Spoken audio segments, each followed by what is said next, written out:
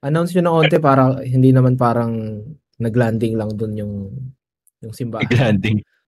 Hindi Naglanding kasi 'di talaga. ba totoo naman 'yun, bro. Sa sobrang galing ng mga ano nila, ng mga architects nila saka mga gumagawa nila, karpentero, 'di ba? Galing eh, talagang magugulat ka, ay meron na pala ditong iglesia. 'Di ba? Gano'n na lang nangyayari. Sobrang sneaky, ano? Ay, Oo, 'di ba? mayroon na agad, gano'n. Parang overnight 'no, meron na pala. Meron dito iglesia, 'di ba? Announce nyo naman minsan para malaman naman natin Hmm. na gano'n na ginagawa talaga siya.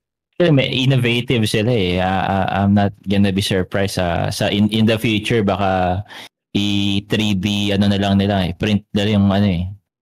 'Di ba yung structure eh. Mabilis lang talaga yan. Ganun-ganun lang oh.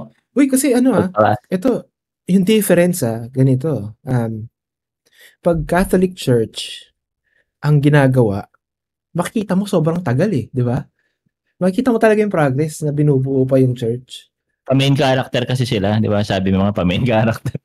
Ang daming ano, ornaments. Sabagay, totoo naman.